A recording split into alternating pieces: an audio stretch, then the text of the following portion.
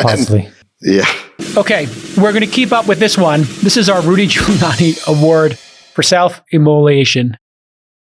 Basically, people who destroy their legacy in some way or otherwise just bungled everything. Sacks, I got to go to you first. I know that you've got your writing team over at Fox and has something going on here for this one. Let's go. Well, yeah, I went with the Cuomo brothers. Great pull. Yeah. Yes. So first, you have the governor, Andrew Cuomo. Remember, at the beginning of COVID, he was giving these constant press conferences. There was even talk about on the part of Democrats replacing Biden with him at the 2020 convention. This inspired the term Cuomo-sexuals, who saw him as a sex symbol.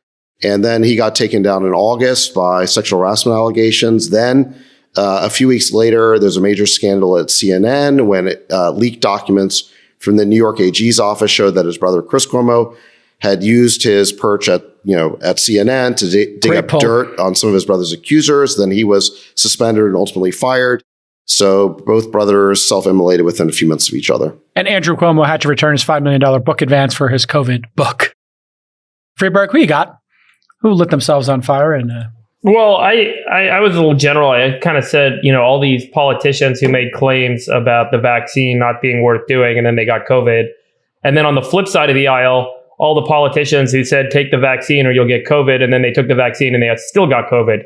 So, I think, again, credibility, institutional credibility and deterministic statements like that from both sides damaged a lot of reputations. And it's just brutal to watch. It's from one day to the next, from Elizabeth Warren to Rand Paul, people getting COVID, making one claim or another about, the good or the bad of the vaccine. And at the end of the day, COVID doesn't care, clearly. So anyway. What do you got, Chamath? Senator Karen. I think Senator Karen is the obvious choice for me. Kind of proved that she doesn't really know much about economics, is, kind of mean, and just basically wants to, is a moral absolutist authoritarian just on the left.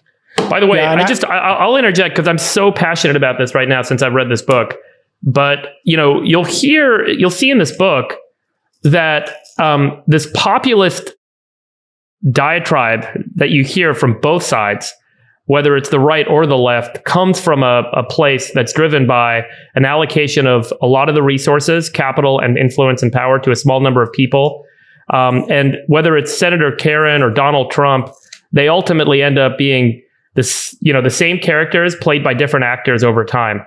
And the left and the right stand up with authoritarianism and socialism as the answer. And the whole thing cycles over again. And we're in this moment right now. And this sort of stuff that you guys are talking about, Senator Karen and others kind of saying, is only going to get louder. I'm convinced. But I think it's interesting because I think she's overplayed her hand massively. I mean, she's become so shrill and such a scold that, she can never win that, that beer test. Remember that question they asked? They poll people on about presidential candidates is who do you most want to have a beer with? That question actually is important because I don't think people want to have a beer with people who are scolding them or these moral absolutists, like Chamath said. There is a check there. And so I think what she's done is backfired. And for me, it was Biden. I mean, what a disappointing performance. He couldn't control the far left of the party. He couldn't get anybody on the Republican side to give him but one vote. He declared independence from COVID in July. I know it's not a perfect science or anything like that, but I think that this presidency is one and done, obviously, to everybody. And he was supposed to go right into the middle, and he has not gone anywhere near the middle or led from the front either way. All right, here we go. My God, Jason, how much Fox News have you been watching? Just hanging out with you too much. I'm on this thread with you.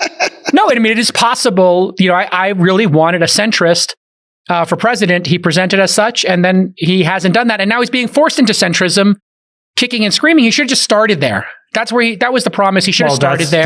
That's where he's most comfortable anyways. That's who he is. Exactly. Like, what a head fake. And now he winds up there anyway, and it's going to be too late. So it's just a disaster.